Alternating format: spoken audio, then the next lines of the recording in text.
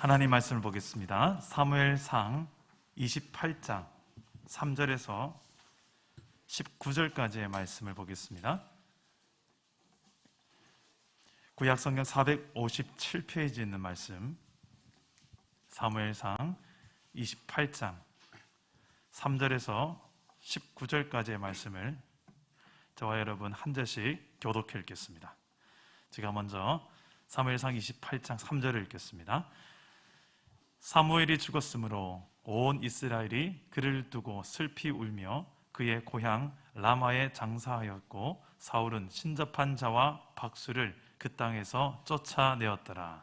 블레셋 사람들이 모여 수넴에 이르러 진침해 사울이 온 이스라엘을 모아 길보아에 진쳤더니 사울이 블레셋 사람들의 군대를 보고 두려워서 그의 마음이 크게 떨린지라. 사울이 여호와께 묻자오되 여호와께서 꿈으로도 우림으로도 선지자로도 그에게 대답하지 아니하시므로 사울이 그의 신하들에게 이르되 나를 위하여 신접한 여인을 찾으라. 내가 그리로 가서 그에게 물으리라 하니 그의 신하들이 그에게 이르되 보소서 엔돌에 신접한 여인이 있나이다. 사울이 다른 옷을 입어 변장하고 두 사람과 함께 갈새 그들이 밤에 그 여인에게 이르러서는 사울이 이르되 청하노니 나를 위하여 신접한 술법으로 내가 네게 말하는 사람을 불러올리라 하니 여인이 그에게 이르되 네가 사울이 행한 일 곧 그가 신접한 자와 박수를 이 땅에서 멸절시켰음을 아나니 네가 어찌하여 내 생명의 올무를 놓아 나를 죽게 하려느냐 하는지라. 사울이 여호와의 이름으로 그에게 맹세하여 이르되 여호와께서 살아계심을 두고 맹세하노니 내가 이 일로는 벌을 당하지 아니하리라 하니 여인이 이르되 내가 누구를 네게로 불러 올리랴 하니 사울이 이르되 사무엘을 불러 올리라 하는지라. 여인이 사무엘을 보고 큰 소리로 외치며 사울에게 말하여 이르되 당신이 어찌하여 나를 속이셨나이까? 당신이 사울이시니이다. 왕이 그에게 이르되 두려워하지 말라. 네가 무엇을 보았느냐 하니 여인이 사울에게 이르되 내가 영이 땅에서 올라온 것을 보았나이다 하는지라. 사울이 그에게 이르되 그의 모양이 어떠하냐 하니 그가 이르되 한 노인이 올라오는데 그가 겉옷을 입었나이다 하더라. 사울이 그가 사무엘인 줄 알고 그의 얼굴을 땅에 대고 절하니라. 사무엘이 사울에게 이르되 네가 어찌하여 나를 불러 올려서 나를 성가시게 하느냐 하니 사울이 대답하되 나는 심히 다급하니이다. 블레셋 사람들은 나를 향하여 군대를 일으켰고 하나님은 나를 떠나서 다시는 선지자로도 꿈으로도 내게 대답하지 아니하시기로 내가 행할 일을 알아보려고 당신을 불러 올렸나이다 하더라. 사무엘이 이르되 여호와께서 너를 떠나 내 대적이 되셨거늘 내가 어찌하여 내게 묻느냐. 여호와께서 나를 통하여 말씀하신 대로 네게 행하사 나라를 네 손에서 떼어서 네 이웃 다윗에게 주셨느니라. 내가 여호와의 목소리를 순종하지 아니하고 그의 진노를 아말렉에게 쏟지 아니하였으므로 여호와께서 오늘 이 일을 내게 행하셨고 함께 읽겠습니다. 여호와께서 이스라엘을 너와 함께 블레셋 사람들의 손에 넘기시리니 내일 너와 네 아들들이 나와 함께 있으리라.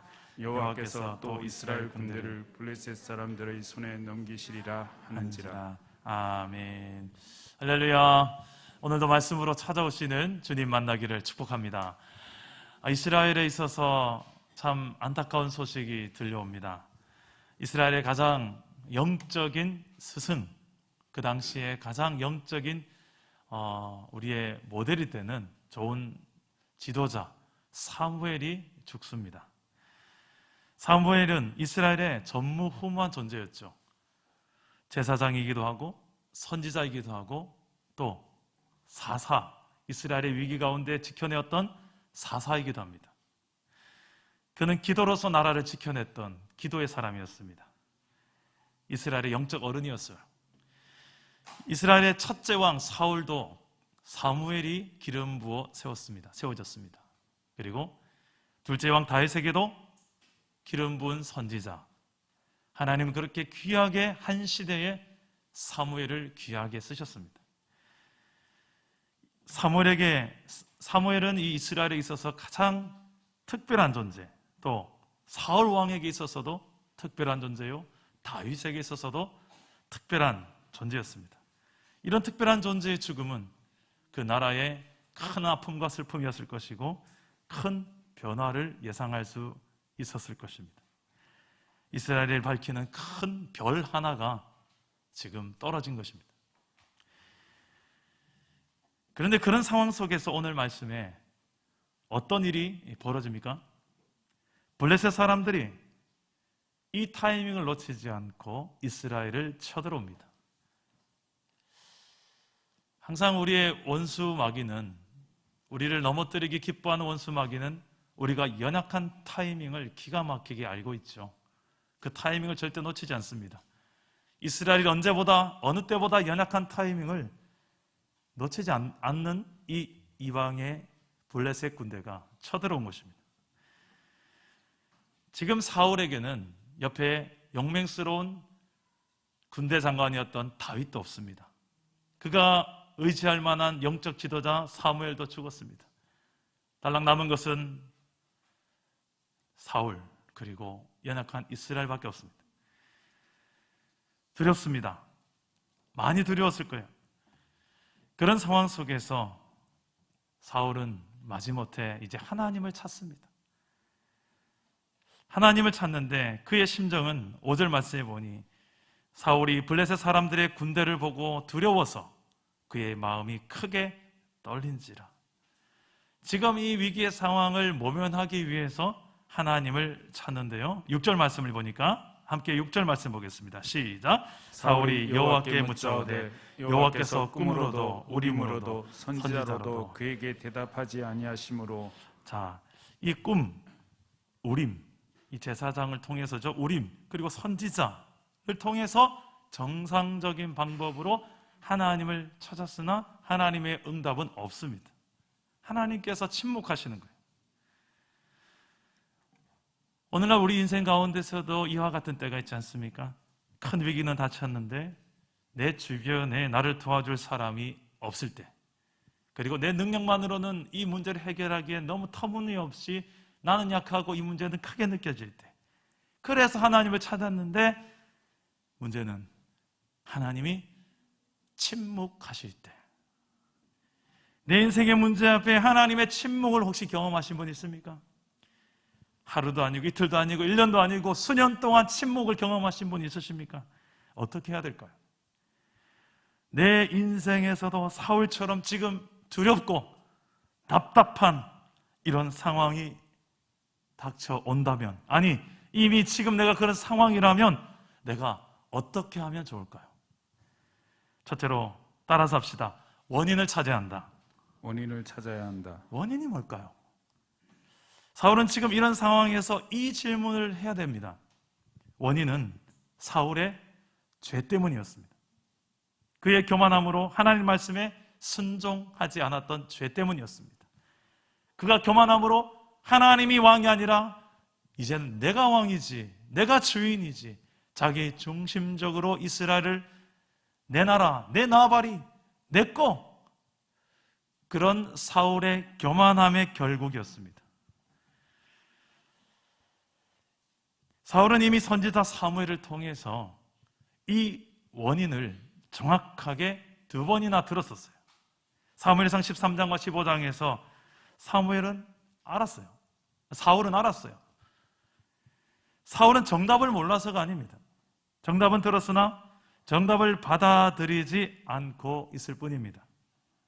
그것도 자그마치 10년이라는 세월 동안. 사울은 이런 위기 상황에서 이제 다른 대안이 없음을 알고 이 위기를 모면하고자 어쩔 수 없이 하나님을 찾고 있는 거예요. 급기야 응답이 없자 비정상적인 방법까지 동원합니다. 신접한 여인, 무당이죠. 무당을 찾아요. 죽은 영을 끌어올리는 주술을 통하여서 그렇게 해서라도 사무엘을 만나고 싶고 사무엘을 통해서 이 문제 상황에 대한 하나님의 뜻을 구하고 싶었던 거예요. 지금 사울은 지금 수단과 방법을 따지면서 대안을 찾을 수 있는 상황이 아닙니다. 다급한 상황입니다. 이것은 신접한 사람을 통해서 하나님의 뜻을 묻고 자문을 구하는 것은 하나님이 싫어하시는 것이었습니다. 그래서 구약 성경에서 여러 차례 신접한 여인 무당을 멀리하고 쫓아내라는 것을 법으로 제정해 놓으셨습니다. 사울은 그걸 알았어요. 하나님의 싫어하신 뜻이 무엇인지 알았어요. 그래서 이미 오늘 말씀에서도 보면 사울은 신접한 자와 박수를 그 땅에서 쫓아내었더라. 이 신접한 여인은 자기가 쫓아냈던 사람입니다.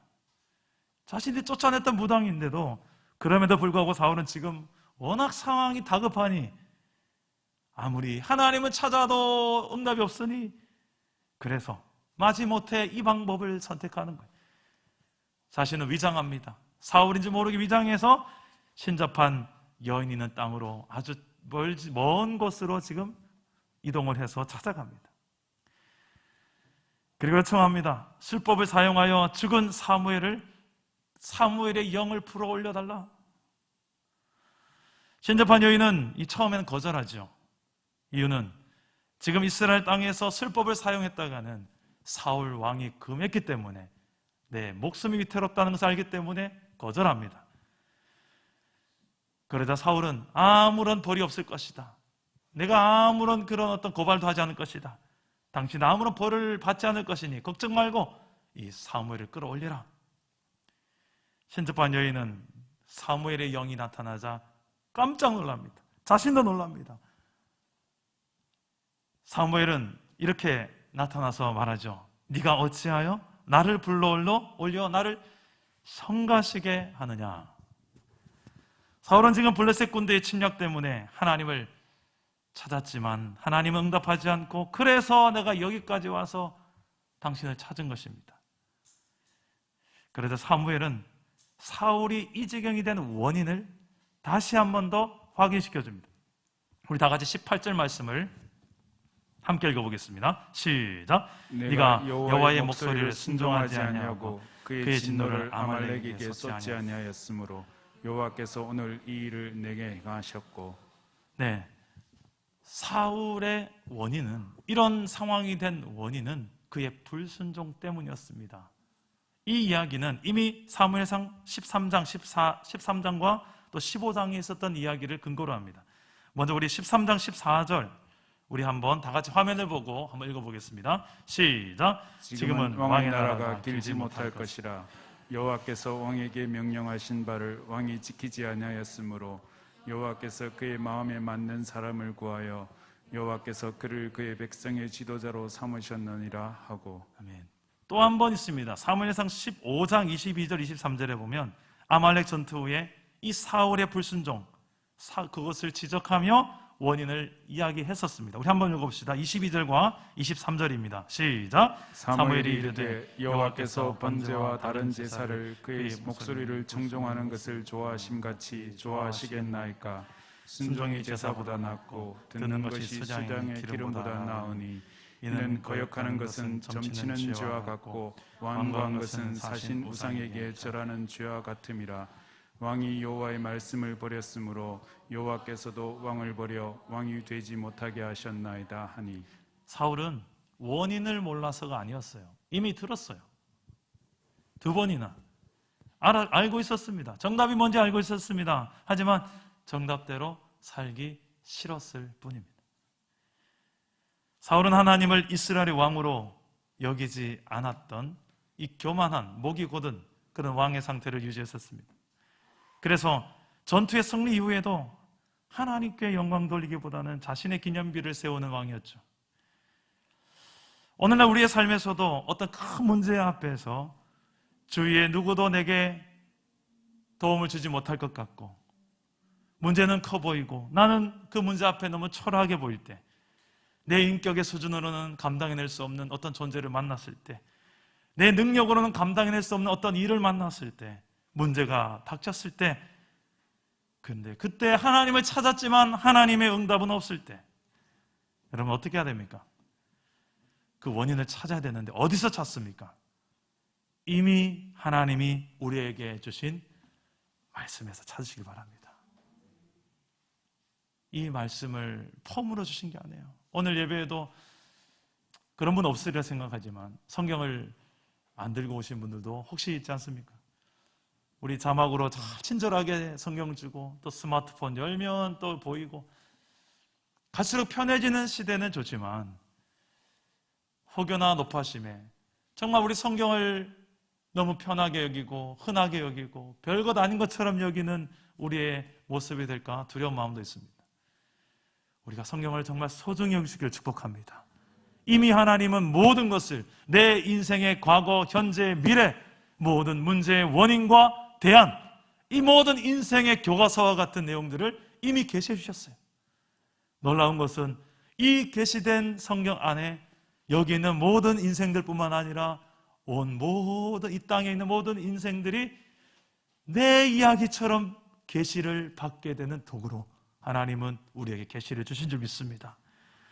오늘날의 이런 큰 삶의 문제 앞에서 특히 내 가정과 일터에 있는 어떤 문제들이 닥쳤을 때 이미 내게 주신 말씀 안에서 이 문제의 원인과 해답을 찾고 그리고 그 안에서 출발하는 저와 여러분 되시기를 축복합니다.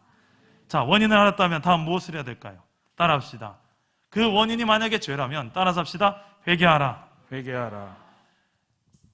사울의 그 원인은 죄였습니다.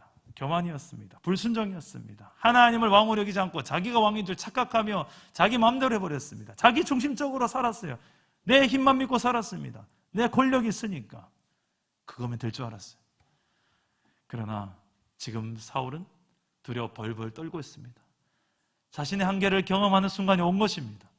그제서야 하나님을 찾지만 그는 자신의 어떤 죄 문제 이런 것들은 중요하지 않아요. 당장 이 위기만 모면하면 좋겠다는 거였어요. 그래서 여러 방법으로 찾았으나 하나님은 no comment, 침묵. 여러분, 하나님의 침묵도 응답입니다. 그 침묵에는 이유가 있어요. 왜 침묵하실까? 하나님 말씀하기 싫어하실까? 우리에게 계시하는 걸 싫어하시는 분일까? No!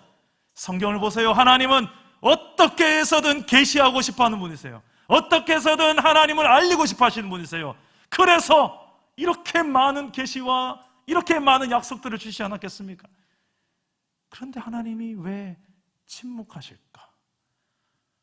여러분이 침묵으로 느끼고 있는 그 이유 속에 정말 하나님이 침묵하실까요? 아니면 하나님은 이미 말씀하셨는데 또 말씀하셨는데 지금도 말씀하고 계신데 내 귀가 막혀 있고 내 목이 곧아서 내 방식에 맞지 않으면 다 차단하고 그건 아니에요. 그건 싫고요. 그건 피하고 싶고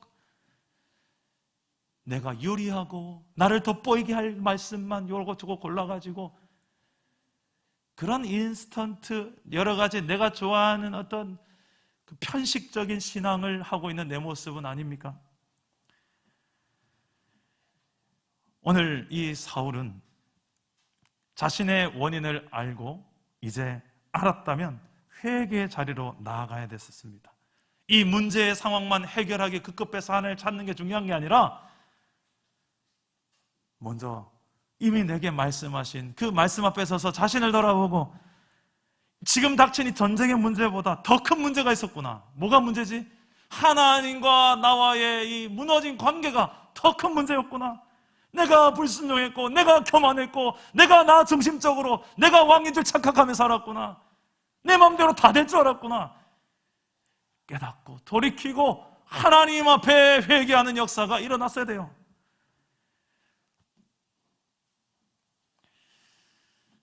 이미 하나님께서 내게 주신 계시의 말씀 속에서 내 인생의 이 문제를 원인을 찾고 그 원인이 만약에 내 죄 문제가 드러난다면 가장 먼저 우리가 취해야 될 자세는 바짝 엎드리는 것, 회개입니다.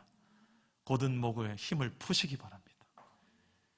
이사야서 59장 1절과 2절 말씀에 이렇게 말씀합니다. 우리 다 같이 한번 읽어봅시다. 시작. 여호와의 손이 짧아 구원하지 못하심도 아니요 귀가 둔하여 듣지 못하심도 아니라 오직 너희 죄악이 너희와 너희 하나님 사이를 갈라놓았고 너희 죄가 그의 얼굴을 가려서 너희에게서 듣지 않으시게 함이니라. 무엇이 하나님과 우리를 갈라놓았습니까? 죄. 무엇이 하나님의 얼굴을 가렸습니까? 죄. 이 죄 문제가 성경이 그토록 집요하게 다루고 있는 우리 인생의 문제의 본질입니다.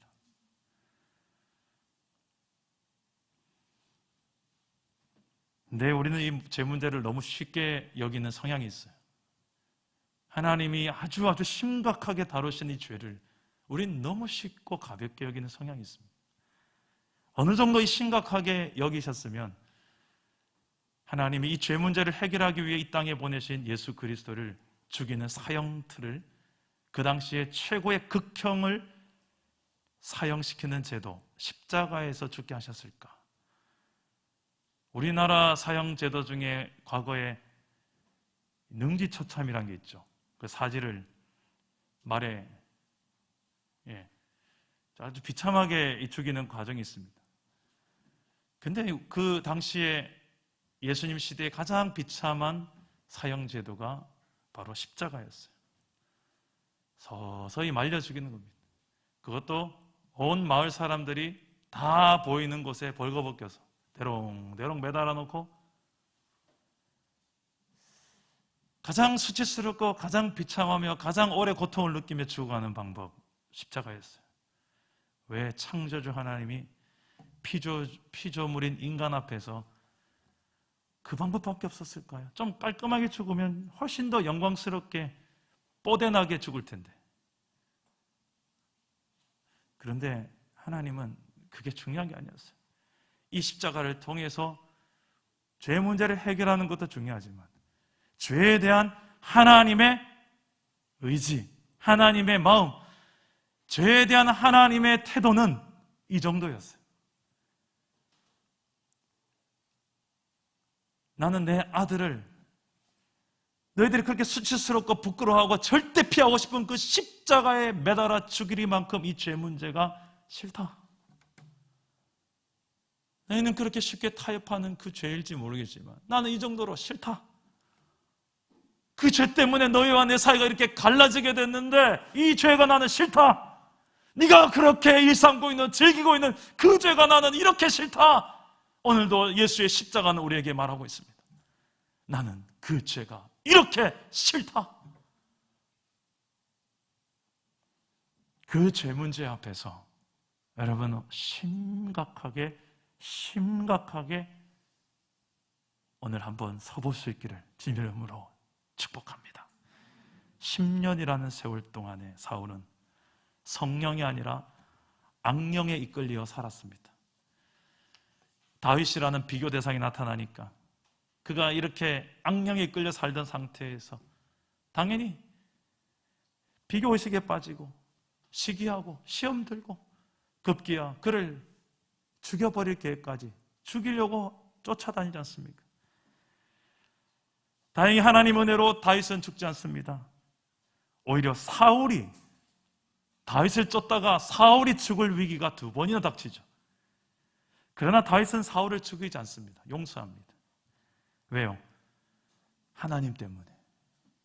하나님이 기름 부어 세운, 하나님의 주권이 있는, 하나님이 주인이신데, 주도권이 하나님께 있는데 내가 뭐라고 하나님이 세운 사람을 내가 뭐라고 처단하냐는 거예요.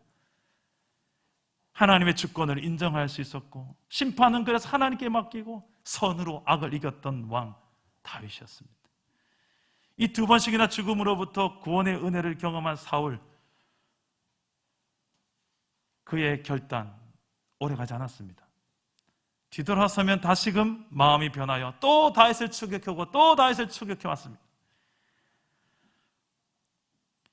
오늘 말씀에서도 이 사무엘을 통해서 지금 사울은 원인을 알게 됐어요. 아, 내가 불순종해서 그랬지. 지난번에도 그거 들었었지. 몇 번 들었었지. 또 듣네.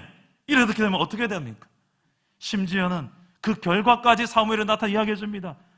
너 이제 죽을 거야. 너만 죽는 게 아니라 네 살아난 아들들도 다 죽을 거야. 여기까지 상황이 되면 이제 우리는 어떻게 해야 됩니까? 그렇죠. 회개하죠. 정말 그러나 이 사울은 어떻게 행동할까요? 우리 20절 말씀을 다 같이 한번 봅시다. 우리 20절 다 같이 읽어보겠습니다. 시작. 사울이 갑자기 땅에 완전히 엎드러지니 이는 사무엘의 말로 말미암아 심히 두려워하며 또 그의 기력이 다하였으니 이는 그가 하루 밤낮을 음식을 먹지 못하였음이니라. 자, 여기서 엎어지는 사울을 보는데 이것을 회개로 보진 않습니다. 오히려 그의 큰 충격으로 말미암아 쓰러지는 거예요. 그리고 두려운 마음에 쓰러진 겁니다. 믿음의 행위가 아니에요. 그리고 아무것도 먹지 못했던 그의 연약함 때문이었어요. 왜 사울은 이 사무엘을 통해 들은 이 심판의 메시지, 그리고 원인까지 다 알게 되었는데도 불구하고 회개하지 않았을까요? 여러분, 마음에 찔린다고 해서 다 회개하는 것은 아닙니다. 신약시대 사도행전에서도 하나님의 말씀 앞에 반응했던 크게 두 가지 반응이 있어요. 베드로의 설교를 듣고는 3,000명이 마음에 찔려 회개합니다. 그런데 스데반의 설교를 들은 회중은 똑같이 마음에 찔리긴 하지만 회개가 아니라 300개의 돌멩이가 날아와요. 스데반을 쳐 죽입니다. 똑같이 마음에 찔리긴 했지만 이를 갈며 귀를 막고 소리 지르며 스데반을 끌고 나가 돌로 쳐 죽입니다. 왜요? 왜 이렇게 반응이 다를까요? 똑같은 말씀인데 베드로는 설교를 잘해서 그렇고 스데반은 설교를 못해서 그럴까요? 아닙니다. 받아들이는 그들의 마음의 문제였어요. 그들의 마음이 강팍한 마음, 교만한 마음, 목이 곧은 백성. 이 교만의 증세에 제일 무서운 게 뭔지 아십니까? 교만한 사람들의 특징, 가장 중요한 특징은 자기가 교만한지 잘 몰라요. 하나님 앞에서 내가 얼마나 교만한 사람인지 몰라요. 그리고 교만하면 어떤데? 심지어는 그 교만이 얼마나 심각한 죄인지조차도 몰라요. 그게 교만이 가장 무서운 상태라는 것입니다. 하나님의 마음에 합한 이 다윗은 연약함이 없었을까요? 연약함이 많았습니다. 그럼에도 불구하고 다윗이 다른 점은 회개했던 사람이라는 것이에요. 사무엘 하의 말씀에 가보면 다윗이 여러 번 실수를 많이 해요. 한 여자를 보고 간음하고 또 거짓말 행하고 심지어는 그 남편을 죽이기까지 하고 그 뒤에도 또 다윗의 연약한 점이 계속 나와요. 그런데 특이한 것은 다윗은 그 죄를 지적당할 때, 그 연약함을 선지자를 통해 지적을 당할 때 그가 행했던 행위는 회개였습니다. 이 땅에 죄 없는 인생 없고 연약함 없는 인생 없습니다. 문제는 얼마나 그 연약함과 죄를 하나님 앞에서 인정하느냐 인정하지 않느냐 하는 문제입니다. 만약에 하나님 앞에서 자신의 죄와 연약함을 인정할 줄 아는 사람은 그것은 더 이상 나약함이 아닙니다. 하나님 앞에서의 겸손함입니다. 하나님은 그런 자를 긍휼히 여기세요. 하나님의 구원의 은혜는 자신이 죄인임을 알고 회개하는 자가 누리는 은혜입니다. 왜 사울이 이스라엘 왕으로 세워졌음에도 불구하고 하나님의 그 나라를 이루지도 못하고 누리지도 못하고 씁쓸하게 이렇게 인생에서 퇴장하는 모습을 보여야 될까요? 그의 인생에 회복의 기회는 없었을까요? 아니요. 10년이라는 세월 동안에 하나님은 사울을 죽이지 않고 살려두신 이유가 있다면 바로 사울을 회개하게 하도록 하나님이 기다리신 것이 아니겠습니까? 왜 예수님은 자신의 제자 중에 자신을 팔아먹을 가룟 유다, 이 가룟 유다가 자신을 팔아먹을 것을 예수님 아셨을 거예요. 그럼에도 불구하고 왜 최후의 만찬에서 가룟 유다의 발까지 씻기셨을까? 무슨 마음으로 씻기셨을까?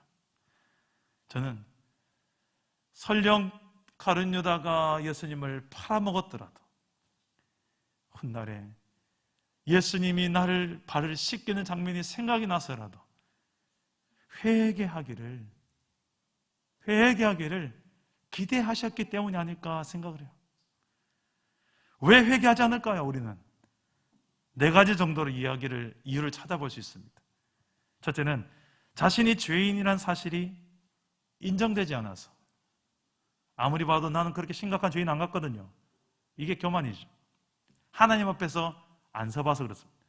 둘째로 회개하지 않아도 별 이상이 없을 것 같아서. 이건 심판을 두려워하지 않는 무감각한 상황입니다. 셋째로, 왜 회개하지 않을까요? 마음만 먹는다면 언제라도 난 회개할 수 있을 것 같거든요. 딱 죽기 직전에 굵고 짧게 깔끔하게 회개하고 천국 가야 되겠다. 혹시 이런 마음 먹고 계신 분 계세요? 그런 사람의 신앙의 상태는 아주 안일한 상태입니다. 회개함으로 누리게 되는 하나님의 나라에 대해서 잘 몰라서 이 무지함과 불신앙으로 인해서 회개하지 않는 경우도 있습니다. 오늘 말씀에서 이 사울처럼 10년의 세월이 지나도 회개하지 않고 버티다가 결국 이 비참한 최후를 맞이하지 말고 예수를 믿음으로 회개하고 다시금 하나님의 나라를 누리고 증거하는 복된 인생, 저와 여러분 되기를 주님 이름으로 축복합니다. 마지막 한 가지가 되어 있습니다. 따라서 해봅시다. 순종하라. 18절 말씀 우리 다시 한번 읽어봅시다. 18절 시작. 내가 여호와의 목소리를 순종하지 아니하고 그의 진노를 아말렉에게 쏟지 아니하였으므로 여호와께서 오늘 이 일을 내게 행하셨고. 자, 사울이 당한 이 원인이 불순종 때문에 이와 같은 상태를 겪어야 됐는데, 하나님 우리에게 원하시는 것은 순종이에요. 근데 서국적으로는 죄 안 짓는 신앙의 상태, 이게 소극적인 신앙생활 하는 사람이에요. 어떻게 해서든 죄 안 지으려고 애쓰는 신앙의 상태, 소극적인 신앙의 상태. 근데 여기에서 좀 더 하나님 원하시는 길로 가다 보면 그 정도가 아니라, 예수 믿는 저와 여러분들은 그냥 죄 안 짓는 데서 만족하는 그런 신앙이 아니라 적극적으로 하나님이 기뻐하시는 하나님의 뜻을 순종하는 그 길을 걷는 자들입니다. 그게 하나님이 우리를 향한 계획이고 뜻이에요. 근데 하나님께서 우리에게 요구하시는 계획과 뜻이 우리 인생을 더 절망과 고통과 괴로움과 슬픔과 아픔으로 끌고 갈까요? 아니면 소망과 희락과 정말 기쁨과 평안으로 이끌고 갈까요? 그렇죠. 하나님은 우리 인생을 만드신 분이세요. 우리 인생을 행복하게 살아가게 하기 위해서 하나님은 우리에게 하나님의 모든 것을 주길 원하시는 분이세요.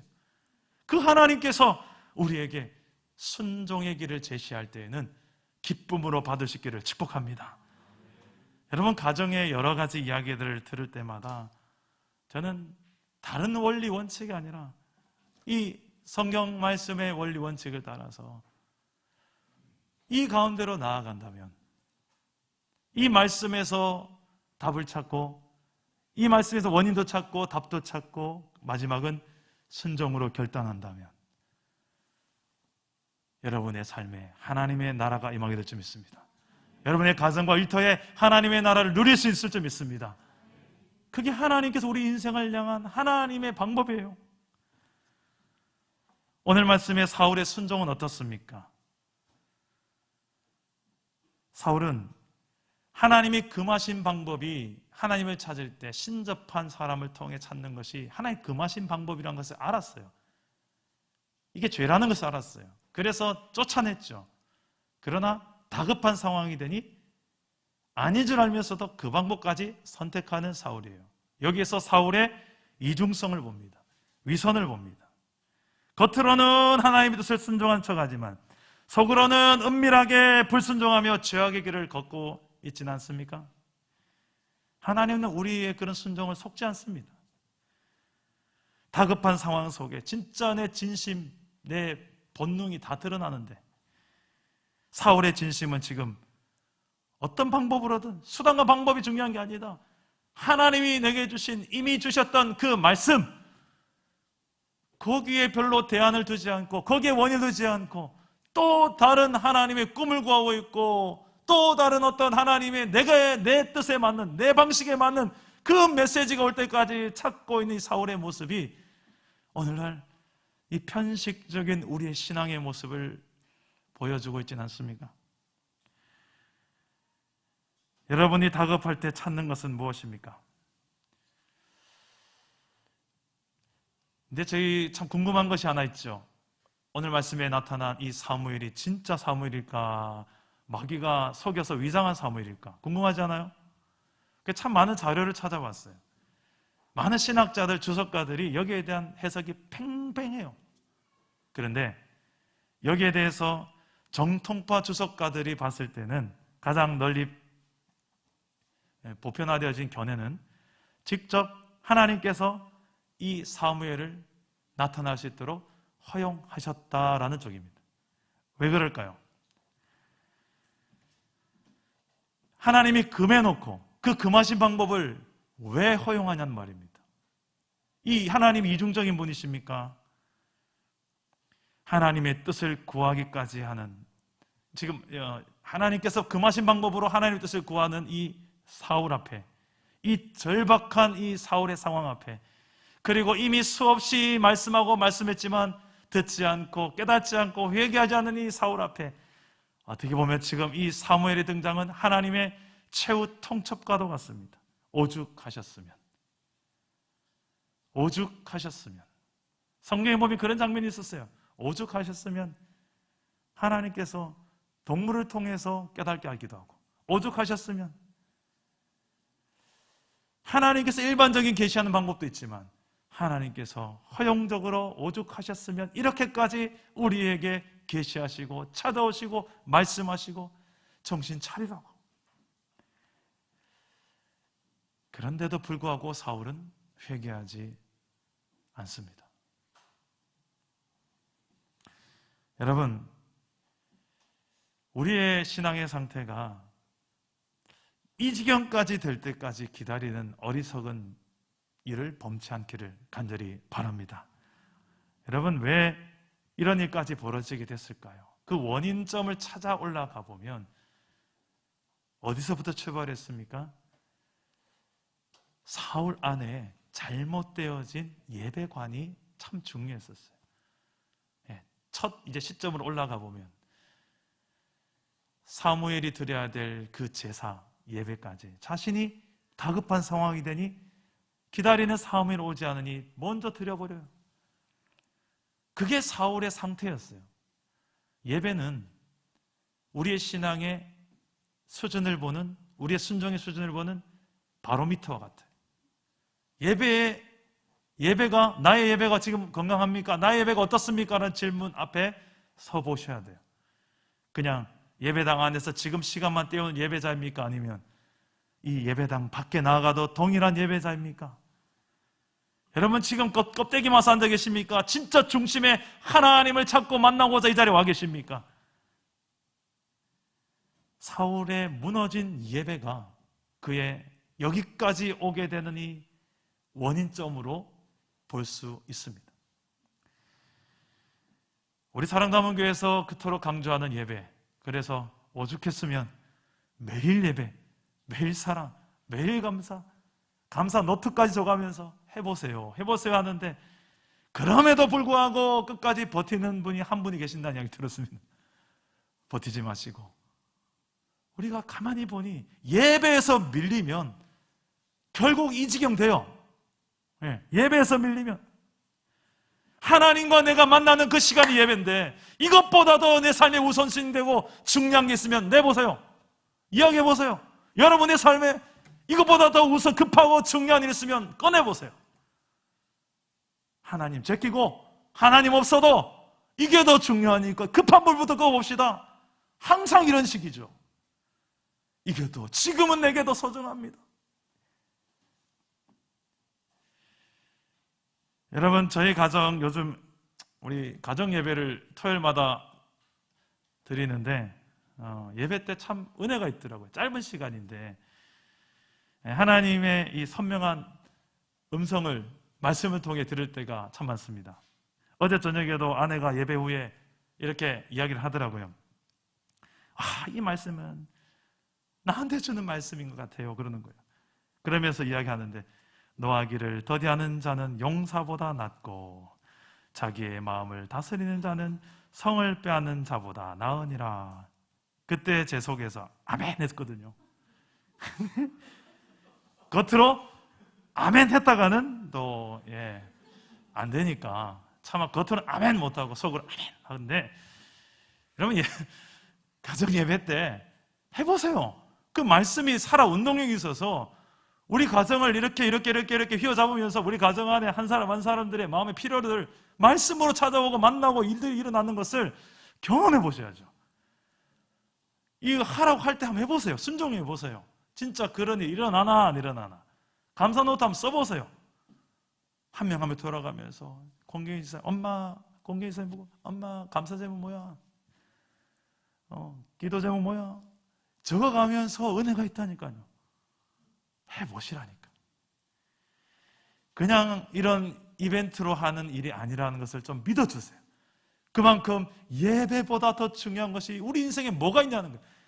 최소한 일주일에 한 번은 이렇게라도 가정예배 드리자는 거죠. 매일 드리면 얼마나 좋을까. 코로나 시대에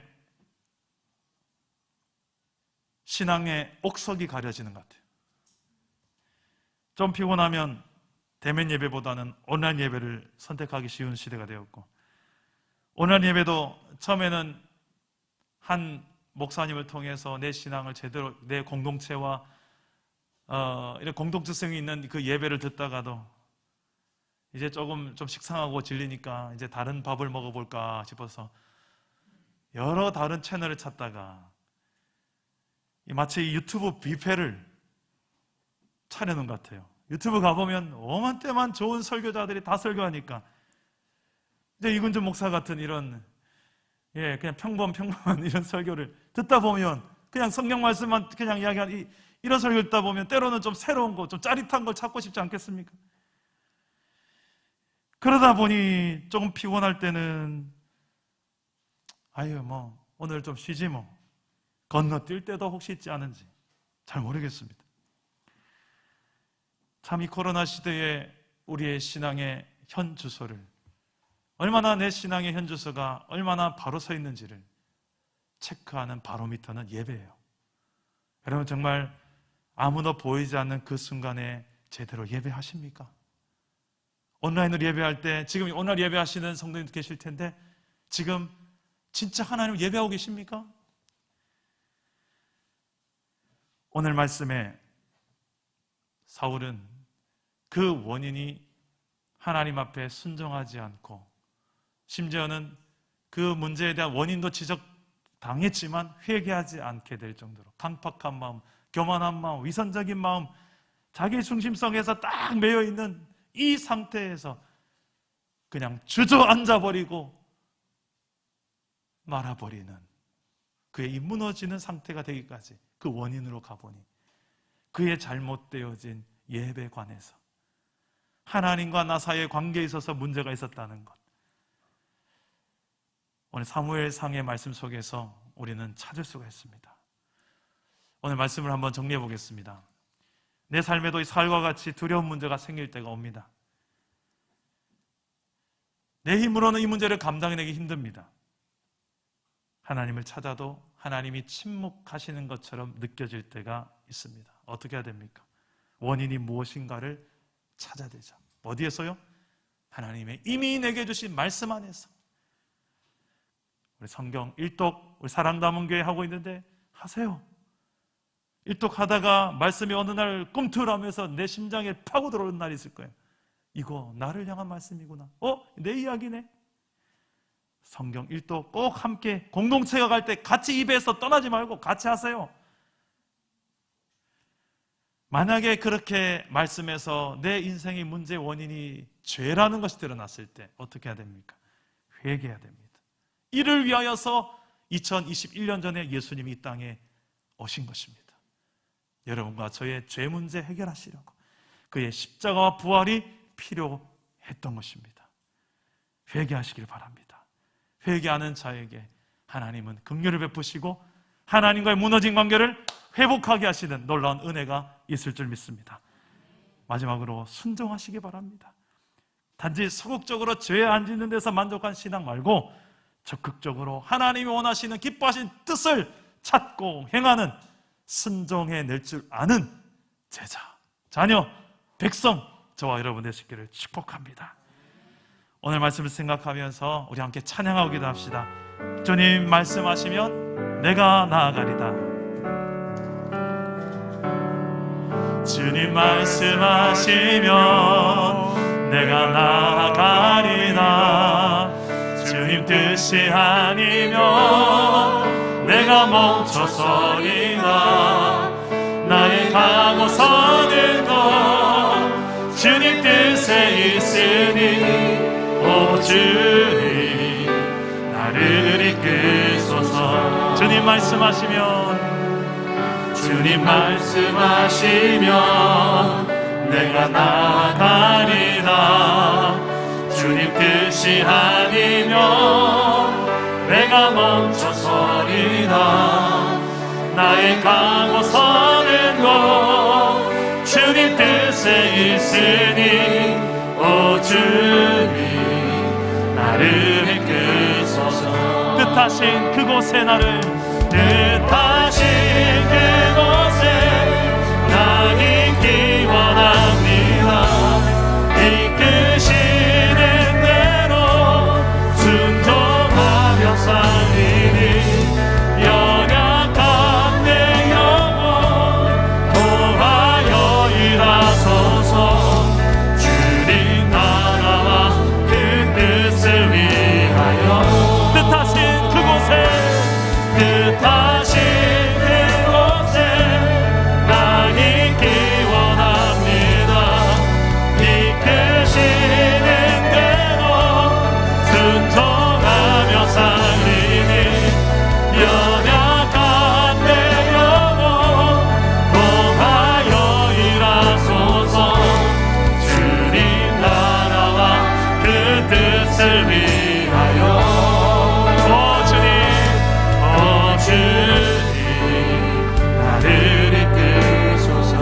우리 자매들이 고백해봅시다. 주님 말씀하시면 내가 나아가리라.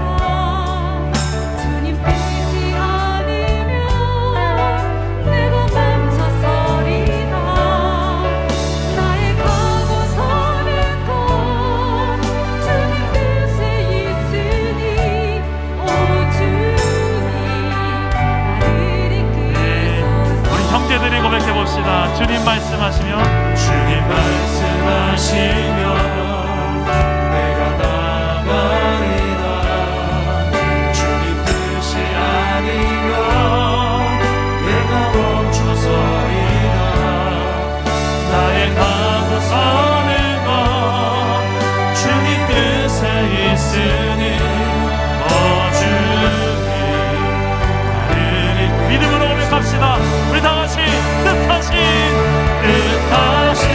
그곳에 나 있기 원합니다.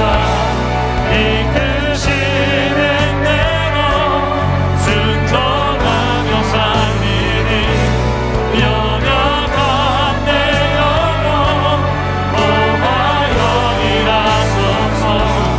주님 나라와 그 뜻을 위하여 뜻하신 그곳에 나 있기 원합니다. 이끄시는 대로 순종하며 살리니 연약한 내 영혼 도하여 일하소서. 주님 나라와 그 뜻을 위하여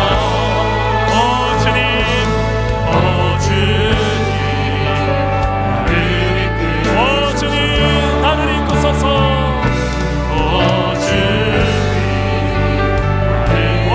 주님 나를 이끄소서. 오 주님 나를 이끄소서. 기도합시다. 주님이 우리를 이끄시는 방법은 말씀이었습니다. 구약이나 신약이나 지금이나 동일하게 한결같이 하나님은 말씀으로 찾아오시고 말씀으로 이끄셨습니다.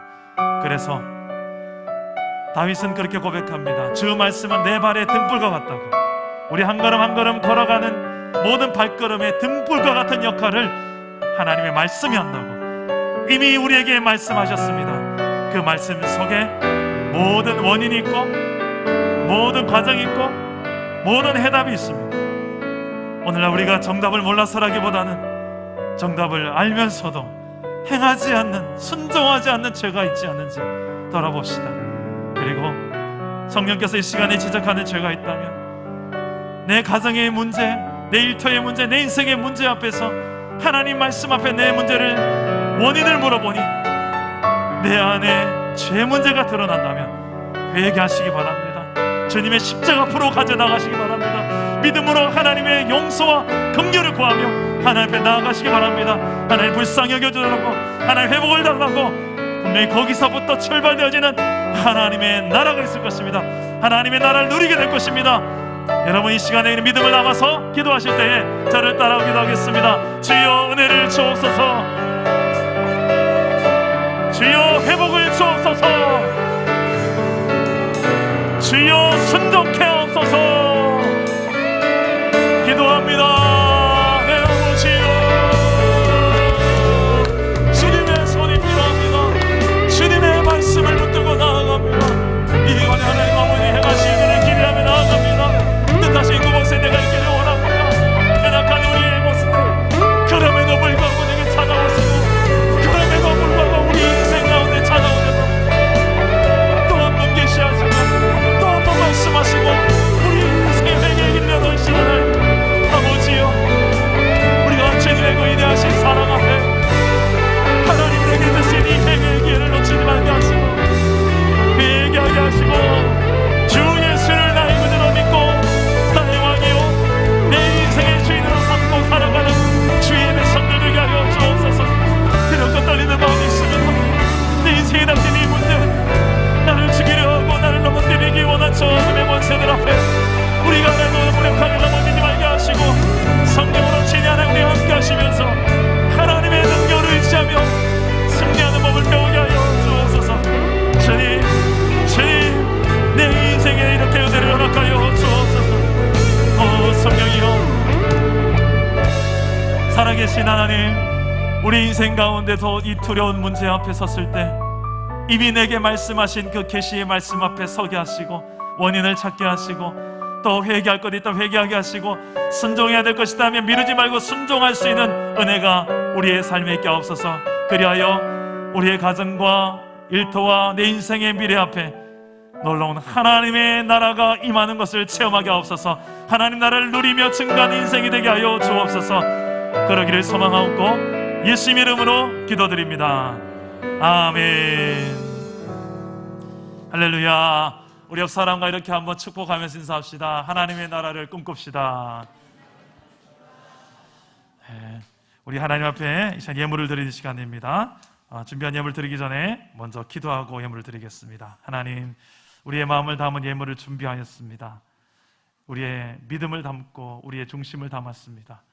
주님, 이 물질을 주신 이가 하나님이시요 또 하나님이 선하게 쓰시겠다 하실 때 내가 내어드릴 수 있는 순종의 우리의 마음도 우리에게 주시고 하나님을 위하여서 거룩하게 쓰임받는 인생 되게 하여 주옵소서. 하나님께서 이 시간에 모든 드려진 손길들마다 복되게 하실 줄 믿사옵고 예수님의 이름으로 축복하고 기도드립니다. 아멘.